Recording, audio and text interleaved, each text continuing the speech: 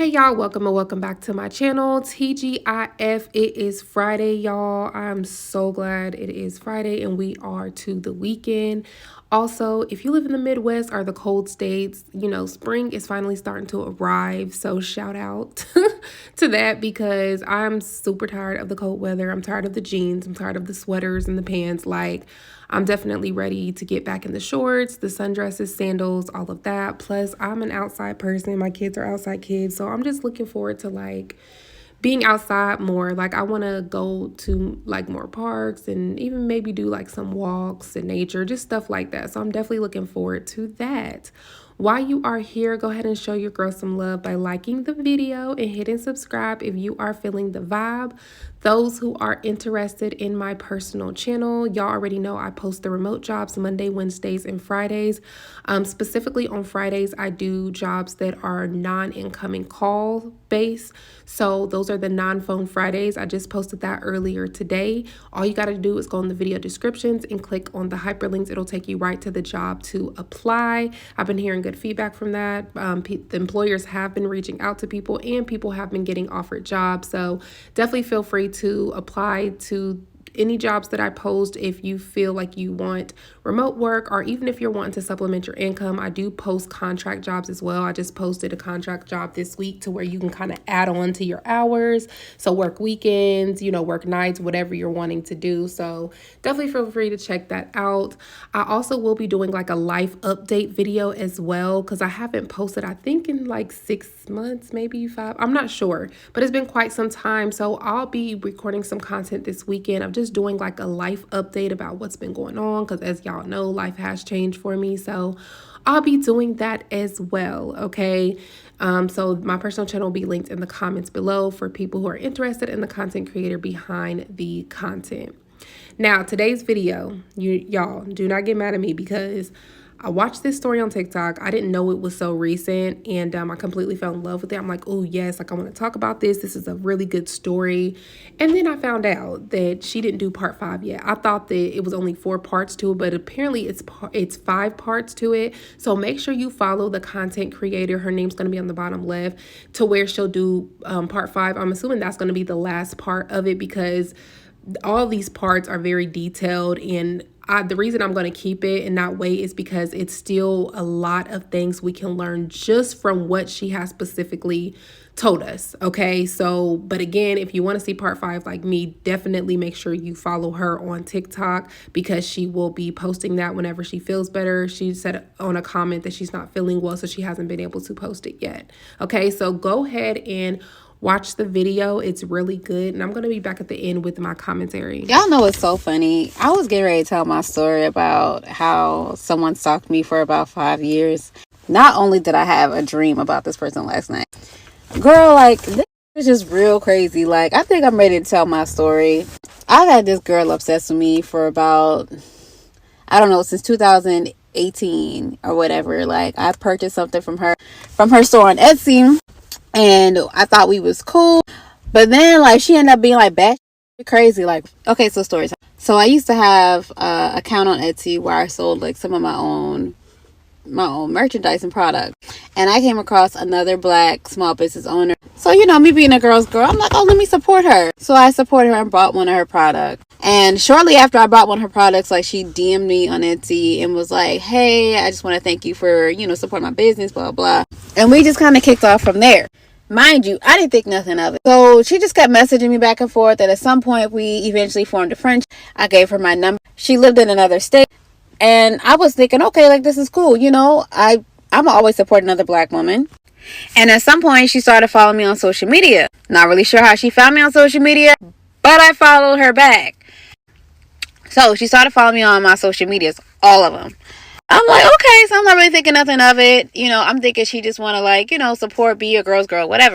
So anyways, I started dealing with the guy, we were on and off or whatever. And I'm not really the type that you can play with. Either you in or you in. And if you out, you out. If you come back in, you got to put a ring on that finger. That's the only way you're really going to get my attention or get me to stay. So that's what he did. In 2020, he came back. We got engaged the same year. Mind you, that when I tell you that's a story in itself, it's a story in itself, because we got back together during the Venus retrograde of 2020. And if you survived that, or you've dated anybody during that time, girl, you know. Okay. But anyways, so around that time, like in 2020, I remember that summer, like she just popped up. Like she'll call and be like, "Hey, I'm in Atlanta." I'm like, "Okay, cool." So, I would say, "Hey, you can meet me at this spot," or we go out to eat. We go out to like little brunches, little hookah spots or whatever. And of course, me, like, I feel like if my friends travel to come see me, or they're traveling and visiting the city that I reside in, I always take care of the bill. It's just me. I don't know. It's a thing. I don't mind treating my friends. I love my friends. I don't like splitting the bill, right? Because my friends do the same for me. Like if they invite me out, they take care of the bill. We never have separate checks. And in addition to that, like, my partner at that time always made sure I was good. So, you know, lunch, dinner, whatever was most of the time on him. But I always noticed like she just kind of had like a weird vibe. Now, over the years, like, we started to get a little closer, especially in 2020, and she shared with me like some personal things about like how her mom doesn't like her. Like she's had a very estranged relationship with her mom, and she had this huge disdainment for being identified as black. Mind you, she's a black woman. I'm a black woman. I'm Gullah Geechee, but at my core, I'm still going to identify as a black woman. She would always say weird things about like not identifying as a black woman. So that in itself was very strange to me. It correlated her sense of identity or lack thereof with the experience that she had with her mother growing up. Because if your mom don't like you and you never really learn how to tap into that feminine energy, I feel like that has long-term psychological effects if you don't heal that. So in a sense, I've always felt sorry for her. So she made like little comments, like little digs, like very minute digs. I really didn't pay no attention because I know it was coming from a place of hurt. Like I operate from a place of passion and compassion. So before I get upset at someone, I offer them grace. And I felt like I offered her a lot of grace, right? Because the things that she was saying wasn't blatantly disrespectful. It was like little small jigs. Like, for an example, the first time that she came to my home, she looked around and she was like, "Oh, you have crystals everywhere. I don't know how you could be protected with crystals." Little did I know that was a red flag in itself. I just did not know. But she would make little comments like that. And I was just like, what? Okay, like, whatever. I'm not really thinking too much of it. The girl's weird, but, maybe she's from a small town. She's from Gainesville, Florida. Actually, she's originally from the Bahamas, but when she was like a little girl, like 3 years old, like her mom stopped taking care of her and sent her to live with her grandparents in Gainesville, Florida. And I knew that she had like a really rough life. Like she kind of grew up in the streets, kind of similar to Jocelyn Hernandez. And just for anybody that know, when you don't have a relationship with the first woman in your life, that really can affect how you form relationships with other women. Always been really graceful with her and understanding like, hey, like this is the long-term effects of her not building that relationship. So I'm going to be a woman that show her grace. And every now and then, again, like she would make little comments like, "Oh, a queen is this, a queen is that," and I don't understand how somebody can identify themselves as a queen, and being queen you have to be crowned in another village, and all kind of weird shit she was just saying. Because when she came around and she came in my town, when people addressed me, they always called me queen. They either called me Queen Cat, Queen, or Thundercat. And I guess that kind of rubbed her the wrong way. But to identify as a queen does not necessarily mean that you rule over someone else or you demand respect from others. That's a part of it, demanding respect from others, but it's your essence. Being a queen is respecting your body, respecting your boundaries, being in tune with your inner being, being in tune with that boss side of you. That's what a queen is. It is to rule oneself in true confidence, in true identity, and true love, and true acceptance. That's what it means to be a queen. It is to have full sovereignty over your body and your life and your destiny at the highest form of love and respect that's unique to you. That's what it means to be a queen. And walking in the essence as a queen, people instantly respect you. You're gonna have haters, of course, but those haters don't like to ever try you. So I guess that's something that she never witnessed up front, from other women. So I guess that's something that she felt threatened by. And essentially, I just felt sorry for her. I felt really sorry for her. So I just didn't take things personal. Now, here's where it gets crazy, y'all. So back in like 2022, my fiance at that time, we decided like this is not going to work for us. Like, we broke up. And girl, I'm going to tell y'all this. If you've ever said that God remove anyone from my life that is not for me, baby, when I tell you that prayer will sweep through like a reek, when I tell you that thing will clear out so quick, I did that prayer, and the next day, me and my ex-fiance broke up, and I was like, you know what? God, this is a sign. Divine, this is a sign. I'm going to take it. So, you know, he ended up sleeping in my office, but he stayed there for like about a month after we broke up. This was like back in April 2022. That's when we broke up. So around that time, I noticed that same girl, the girl that's stalking me, what are we going to call her? I wouldn't even give her name. We're going to call her Alex, okay? We're going to call her Alex.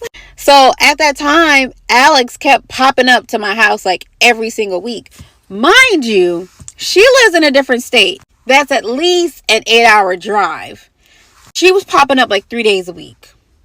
Driving back and forth 3 days a week. And I thought this was so strange. So whenever she would pop up at my house unannounced, I would always take her to the patio. Just something in me would tell her, let's not sit in the house. And on top of that, I smoke, she smokes. So I don't smoke in my house because I have a child. So we would always be on the patio the whole time. I would ask her, like, what are you doing here? Like, why are you in Atlanta? Or bring you to Atlanta? And she would always say, I have a mentor. I'm here to see my mentor. And I'm like, 3 days a week, and you driving up every day? Very strange. Mind you, remember that prayer I said, right? Don't forget that. Let's remember that. Said the prayer. Y'all, tell me why every time after that, 3-4 times in a row, she got into a car accident on her way coming up here. She totaled her car, turned around, rented another car, totaled that car, rented another car, got in an accident with that car, all within a 2-week time span. And then she kept trying to take flight. Things was happening with her flights. Y'all, if that wasn't God's protection, let me know if y'all want me to do a part 2, because it gets real juicy after that. I'm going to tell y'all what happens after that and how this person tried to unalive me. So I'm going about my merry way.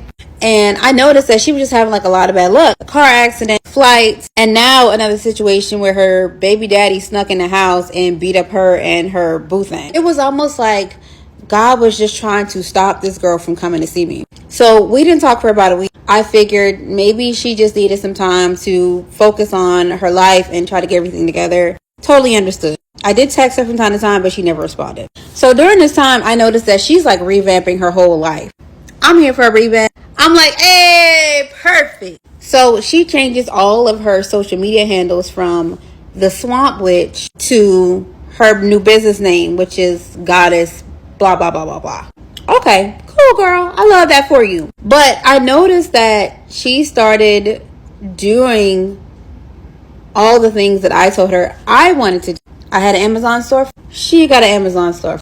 I wanted to start a podcast. She wanted to start a podcast. I wanted to go to school for pure consciousness and intuitive life coaching. All of a sudden, she enrolled in school. Now, look, I'm out here for my friends bossing up their life. Like, yes, girl, because you're not supposed to stay the same person. And honestly, it really doesn't bother me if someone is doing something similar to me. Think about when you walk on a bread aisle. There are like countless brands of bread, but all of them are quite different. None of them are exactly the same. So it doesn't matter if a person is doing the same thing as me. It won't be the same niche. It won't have the same taste, the same flavor, the same vibe. So it really doesn't bother me. If your friends are inspired by you, that's what it's supposed to be. People are supposed to be inspired by you. That's how I took it. She's just inspired by what I'm doing. Cool. So here's where it got weird. So one night I go to bed and I have another dream of her. But in this dream, she manifested as like a hag. Now, again, for those of you who don't know, I'm Gullah Geechee. So a hag to me in my culture is like an old witch that's trying to ride you and take your energy from you, like they sit on your chest in your dream. I didn't have sleep paralysis or anything like that. Like I could move, but I could just see her as a hag coming in my dream. And as I'm waking up from my dream and she's coming to me in my dream, but she's not touching me. As I'm waking up from my dream, she's calling me. This is 6:08 a.m. in the morning. Girl, I was like, what is going on here? Oh my God, what is going on here? So she calls me again and I answer. And she's like, hey, what are you doing? I was like, I was asleep. Like, what's up? You know? And I'm still kind of like out of it. Like, I don't know if you've ever woke up from a strange dream and life just kind of hit you real quick. Like, you're kind of like a little bit out of it. And that's how I felt. And she calls me and says like, hey, I'm just checking on you. At 6 a.m. in the morning. 6 a.m. in the morning. Okay, very strange. So I start my day, didn't think nothing of it, right? Then all of a sudden, like around maybe 11 a.m. this morning, I get another call from her. And she calls me and say, hey, I took a flight to Atlanta. Like, my bags are lost. Like, I have no one to come pick me up. Can you come pick me up from the airport? Y'all, when I tell you, I just had the most horrible, gut-wrenching feeling. And I truly regret not listening to this feeling. So, as a good friend, I go and I pick her up from the airport. When I go pick her up from the airport, she doesn't have any bags, anything. Like, she's just standing off to the side. I guess she was trying to rent a car when she touched down in Atlanta, but they flagged her name with every car rental company and she could not rent a car. She said that she was down there to visit her mentor for a day. I'm like, okay, you're visiting your mentor for the day, but you packed the luggage? Okay, all right, whatever. And she was like, oh my God, like, I need to take a shower. Like, can I come to your house? Mind you, when she got in the car, she smelled like really, really, really bad. And she broke out in like pimples all over her face. So I was like, oh my God, poor thing. Like, she's probably really stressed. So I'm like, okay, cool. You can take a shower at my place. So we drive back to my place. Mind you, all the times that she's ever come to my house, we've never stayed inside of my house. I've always taken her to the patio. Remember that. So we get to the house. I get her a towel. I show her where my room is. My room is like connected to my bathroom. Like, you go into my room, my bathroom's there, and right around the corner is my closet. So I get her a towel, I get her everything, all nice. I'm like, oh my God, let me set the temperature for you, blah, blah, blah. And I let her take a shower. I decided to go out in the patio and, finish smoking my hookah. And I just had this really strong feeling, like this really overwhelming, it was an extreme overwhelming feeling. And I don't know, something was just telling me like, she's going through your stuff, because she'd been in there for like more than half an hour. So as I get up and I go inside to check on her, she's walking out. But I just had this feeling that she was just going through my stuff. So as I'm trying to shake this feeling, she's like, I actually decided to not see my mentor today. I'm just going to hang out with you for a little bit until my flight leaves. Her flight was like a turnaround flight. It was like at 3:00 or something. Now, if you live in Atlanta, it's best for you to leave kind of early, like hours before your flight, because traffic is crazy. So pretty much she just took a shower and we hung out for a few minutes, and then I was taking her back to the airport. I just thought this was real strange. I'm like, why did she come all the way here to cancel on her mentor, take a shower, and leave? It is real strange to me. So I take her back to the airport, didn't think nothing of it. But in the back of my mind, I'm like, this is just so strange. Like, I feel like she just went through my... I don't know. I've never felt this before. Fast forward a few days later, I'm doing my thing, and I decide to take a hike on one of my favorite trails in Atlanta. It has a beautiful waterfall. I love to go there and sit by the water. So I'm sitting by the water. I have my feet in the water, right? And that day, I'll never forget this day. That day, I was wearing my Freda shirt. I think I have a picture of it. I'll tag it here. I was wearing my Freda shirt and had flowers on here, and I was wearing some biker shorts, right? Just sitting over there vibing. I get a call from her. And she's just telling me about like her day, and, we're just chatting it up. And then she goes, oh, I just look such a mess today. Like, I'm wearing this floral shirt with some little tight shorts on, and I just look like a stud. She was describing what I had on that day. Now, mind you, when she called me, I was bent over, like kind of like this, so you could only see the flower pots, because I had like my hand in the water and my feet in the water. But she was describing everything I was wearing. I'm like, is this watching me? And like all the thoughts just went through my head. I'm like, how could she watch me if she's in Florida? Stalker or no stalker, you're not gonna disrespect me. Period. So since we took the tone from nice nasty to blatant disrespect, I'm gonna be real classy. So I responded to her and I said, well, you call it a mess and I call it an effortless slay. That was my way of letting her know, like, bitch, I see you. Because I don't care what you've been through in life. You won't sit here and disrespect me to my face. But again, I'm all about never letting a person see me sweat. Never. When I tell you, she was silent. So I said, okay, babe, well, I'm going to talk to you later. But it was obvious that she was watching me.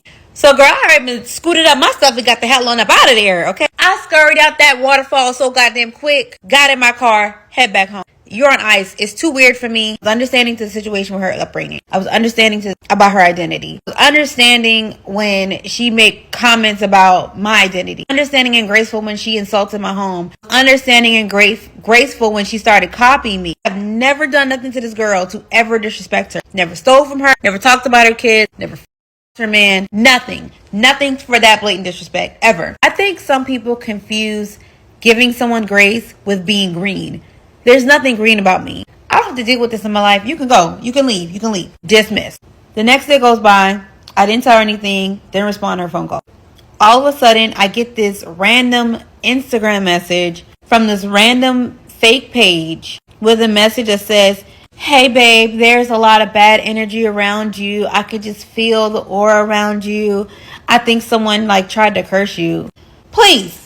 I don't have time for this. Please. I know it's you, girl, but I couldn't prove it, so I just blocked the page. I'm gonna tell y'all this straight up. I consider myself a very highly intuitive person. I've always had a strong intuition ever since I was a little girl. And over the years, I allowed people to gaslight me into not trusting myself and not believing my gut. But in 2022, that year, I really stepped into my power and trusted myself. And I feel like the longer that I kept this girl around, the more I was doing a disservice to myself and dishonoring myself by not listening to that gut feeling that something is really off with her and she's a person that I just cannot trust. I feel like she's a person that would hurt me.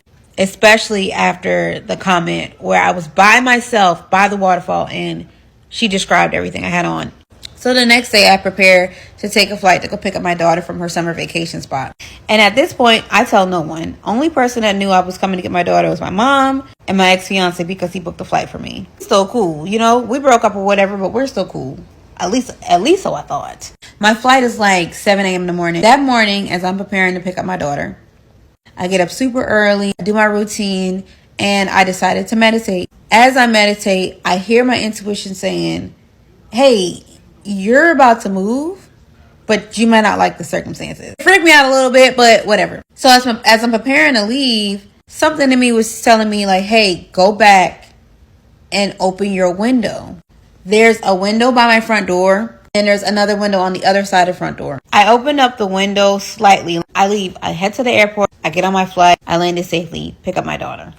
When I arrived back in Atlanta, I was in a car with my daughter on the way back home, and I received a call from the leasing office. My entire apartment was on fire. So I called my ex-fiance because that's the closest person to my house. He just gotten off of work. I said, hey, I need you to stop by the house. I'm in traffic in Atlanta. Apparently my apartment's on fire. I did not know what to think. This was my home. I've lived on my own since I was 19 years old. I created this place, this beautiful place that I've managed to protect for so many years. I dreamed of my home since I was 17 years old, and I was able to create this loving, soft, nurturing, beautiful environment that represented me. So eventually I pull up to my apartment and it's fire trucks everywhere. Police is everywhere. I didn't want my daughter to see that, so I asked her to stay in my ex-fiance's car. And I'm just wondering, is everyone okay? Are my pets okay? Because I have a dog and a cat. And as soon as I get out of the car, the first thing I see the firefighters carrying out this quilt that my great-grandmother made for me. That quilt was in the apartment. So I'm just okay, maybe this is a good sign. I see that no one's hurt. My pets are outside. They are safe. My cat was given oxygen by the firefighters, and my dog was being held by another firefighter. Fortunately, one of the maintenance guys heard my animals inside, and they went through the window that I left open, climbed in, and opened the door and let my dog out. And some of the firefighters went in there to find my cat, and they found my cat. The first thing I ask everyone is everyone okay? All my neighbors, they were fine. Everybody made it out. So the firefighters conducted their investigation, and they determined that, oh my God, y'all, this is hard for me. They stated that it started in the middle of my office. They said that the pressure built in there from the smoke, and it shut the door to my office. There was a broken window from the outside of my office. So something could have been thrown through the broken window into my office and set everything on fire. Remember when I told you that my great-grandmother's quilt was being carried out as I pulled up? That quilt was in the office. When I went into the office to go look, everything was gone. Everything was gone. My office was my space where I took my clients, all my business information, paintings and memories. All of my daughter's artwork was in there. And the one thing that didn't burn in my office was my great-grandmother's quilt. I don't know what anybody believes, but if you've ever had any questions or calling about working with the Most High and honoring and venerating your ancestors, this is a sign. Because I promise you, my great-grandmother prayed for me and she showed up that day. Shortly after that, I get a call from that same girl from Florida, and she says that she was looking for me. Wait, after this, it gets crazier. Okay, y'all. So again, I apologize because I know this story is so good that y'all want to hear part 5, and I'm so sorry because I do too, y'all. So don't hate me, but just make sure you're following her regularly. That's why I always leave the TikTok content creators' names on the bottom left, because first of all, if they curse or do anything like that and you want to hear the unedited version, you can always do that on TikTok. But also, like, for situations like this, to where if she says she's going to add another part later, and she hasn't added it already, then you can just type their names in TikTok and find it yourself. As of right now, she still has not posted part 5. I seen in a comment that she said that she's not feeling well, she has a cold, but she's going to post it after that. So definitely search on there for it. But I just wanted to use what she told us so far to talk about it, because it is things that we can definitely learn from it. So the friend that she's talking about, definitely given weird and creepy. I don't know much about the father. I don't know if she spoke much about the father, but we do know the mother seemed to have some issues going on, and she dropped her daughter off to be with the grandparents. Okay. And then she was raised, like, I guess in Florida with the grandparents. A lot of parents don't realize when you do stuff like this, it does create internal wounds. Now, it's okay to temporarily, like, if something's going on, you're like, dang, financially, I can't even take care of these kids. Like, I lost my job, blah, blah, blah. Temporarily, if you need to do something like that to get yourself together, that's fine. But a lot of these parents just be leaving their kids and never coming back to get them or anything. They just leave them and then just go live their best city girl, hot girl life. I have seen that happen in real life.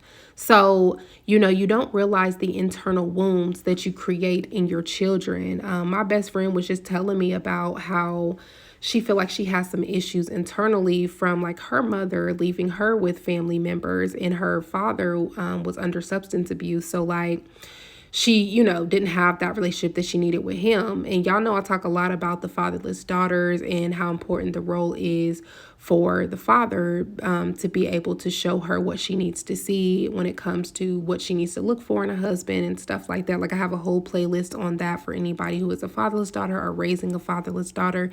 There are certain ways you have to grow up. Like, there's certain things that you have to know, because your life is not going to be the same as somebody who had a good active father in their life. So that's something that I am passionate about as well. And again, I have a whole playlist on it. But the same thing happens with mother issues as well, except it's not a romantic part of it. It's more, that's for men. Like, the same thing that a father would show his daughter, that's what a mother would show her son. So romantically, it's more for men of why they need that.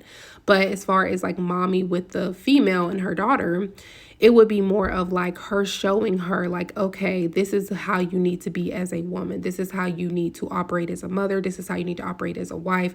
This is how you need to operate. This is how you need to treat people. This is how you treat your friends. This is the role that you play in society with your family, your friends. Like, your mother's supposed to show you that. They're supposed to show you things of, like, okay, this is how you be feminine. Some of them work, so they can also help you with your work ethic. Like, I know my mom has always taught me, like, to have a work ethic of, like, even if your man is paying your bills and stuff, to always have your own income. I'm always feel like, as a woman, you should have your own income, because you never know what situation you can get yourself in. But I'm just saying, you learn different things from your mom, but that mother role is so important. So with her not having that and just having to live with her grandparents, which thank God she could even live with them, because it could have been like a shelter or group home, which could be even worse. But she still will naturally want that. Biologically, it doesn't matter how we feel about the father of our children or anything like that. Your child will still naturally crave that because that's the biological blood that runs through their veins. So doesn't matter. They still will naturally like crave that, whether it's consciously or subconsciously. That's why it's important to get, your children in therapy early on and just to have uncomfortable conversations. Like my daughter's only 8, but we have uncomfortable conversations sometimes because it just is what it is. But we need to talk about it. You need to talk about it. Let's talk about it. You need to cry about it. Let's cry about it. Like, you just need to have it. Like, we have to stop holding back information because they be wanting answers, and then if they don't get the answers, then they grow up being hurt, like empty inside. So we got to have those conversations sometimes. So I feel like the friend was obviously internally damaged. She should have got counseling. I don't know if they put her in counseling or not, but obviously it wasn't successful. So, and sometimes if counseling isn't successful, you might have to try another method. You might have to try another counselor. You might have to try something else, but we got to get these kids help. Okay. Cause I feel like has a lot of mental issues, emotional issues, internal issues. Okay. I noticed what little things she was saying, like how she was saying that her friend would do certain digs at her.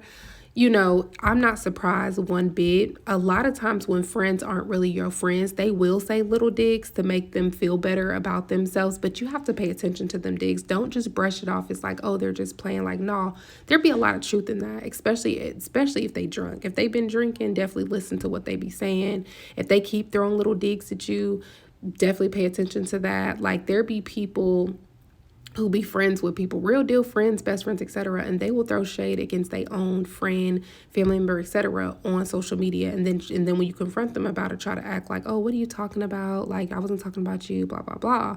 And that could have really been the case, but a lot of times it's not. Like, you just said my exact situation and then you make a post about it. Like, stop playing. And that's what frenemies will do. Okay, so I'm not surprised at all. That's one of the red flags, is when you have a friend that is throwing digs at you. You know what I mean? Another sign to spot a frenemy is when they don't celebrate when you celebrate, like your success. They don't celebrate it. So for example, if you have a housewarming, you just bought a house, they don't show up. They don't get you anything. They don't tell you congratulations. They don't do any of that. Or watch their energy. Energy don't lie. So if you introduce somebody like into your home, like, look, I just bought this house, pay attention. Like, if they don't have any type of facial expression that's positive or like anything like that, pay attention. Even when you tell them good news over the phone, if it's like a slight pause for a while, pay attention to all of that, because a lot of times they secretly be having animosity. They secretly be envious. They secretly be jealous of you. And because they want something that you are easily getting, so they secretly be jealous. But one thing about it is energy don't lie. So eventually that energy is going to show itself. So just pay attention to when you share good things with them. Pay attention to how much they show up for you. If you're always showing up for them to celebrate their birthdays and their kids stuff and celebrations and all that, but they don't show up for you, then pay attention to that. That has happened to me before. You got to pay attention to that. Like, stop showing up for people. One of the things I do now, honestly, it just depends, because right now in my corner, I have some solid people, like, who I've been friends with for many, many years. But I mean, like, before, I didn't have that. I only had one friend who was like that. So you just have to pay attention to that, because what I do now mostly is, like, I might throw something every once in a while, like for my birthday or something. But I go on vacation mostly. I try to spend that time with my man, like just stuff like that, because people don't show up. And even when it comes to like my kids and their celebrations and stuff, like, I rather us go on a vacation or us go do something personally until they get old enough to like hold their own friends accountable, like high school, middle school, stuff like that. But while they're young, shoot, I've noticed and realized that you'll show up to your friends kids celebrations, birthdays, all that kind of stuff, but you don't get the same energy back. So I definitely have stopped a lot of things, just learning certain things. So that's another way, is to just spot friends by seeing how they show up and stuff. Listening to what advice they give you. Like, some friends be giving you really bad advice because they want your life to be like theirs. Like, for example, let's say that you've been married and your marriage is healthy, it's successful, it's nothing bad going on, nobody's being harmed or anything like that. And you're like, I'm bored with him and I just want to like leave him, blah, blah, blah. If you don't have a friend telling you like, girl, there is nothing out here, keep your marriage, stay in your marriage, that's valuable, that's honorable, like stay in your marriage, then honey, I don't know if that is your friend. Because like I said, unless something bad is going on in the marriage, like harming one another, even like infidelity, stuff like that. But if you just bored from them, which is happening a lot nowadays, you don't have a friend who's holding you accountable, that's probably not your friend. So just pay attention to the signs. And y'all already know when it comes to spiritual health, I'm so glad that she is healthy. Notice that. Notice how she spoke a lot about spirituality in this video. Y'all know I talk about spirituality all the time. Spirituality will help you, okay? And it doesn't even matter what you believe in, okay? Some people are more religious, some people are more spiritual. Just have your spiritual health, okay? Because it's really, really important for the times that we're going in now to be healthy. Like I've told y'all before, the spiritual world is totally different than the 3D, this dimensional world. Like there are things going on in the spiritual world that you have to have a certain type of lens to see and feel and sense versus this world, okay? You can have two demons standing next to you, but you don't know because you can't feel, sense them, hear them. But somebody who's spiritually aware will know, like, okay, something's wrong, something's going on. Notice her. She definitely had all kind of intuitive feelings, okay? She said that she felt like she should open up her window. Notice that she opened up her window. She saved her pets. Her intuition saved her pets. Notice that she had dreams. She had dreams about that girl being wrong. And notice that's what she has been feeling with that girl. It's been a wrong feeling. I'm pretty sure on part 5, she's going to tell us even more confirmation of why she felt that way. Your spiritual health is going to save you from a lot of things. And notice how she also says she prayed for God to remove anyone out her life that's not meant for her. And then she all of a sudden got, like she broke up with her fiance or he broke up with her. I don't know, but they removed themselves. Okay. You definitely want to be spiritually aware of yourself. It will save you a lot of heartache in the long term. If I did not practice my spiritual health, like if I was not spiritually aware, I promise y'all it would have been all kind of stuff that would have continued to happen to me. Like my spiritual health told me to do a lot of things, and that's why I just did it. And I've never been more happy and at peace in my life in every aspect. Like I feel way more peaceful, like physically, mentally, emotionally, spiritually, financially.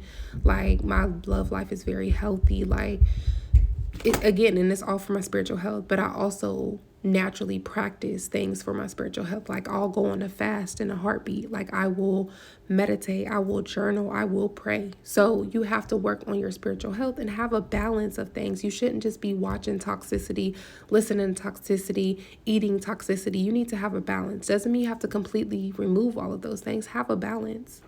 So definitely go on a fast and cleanse your spirit out.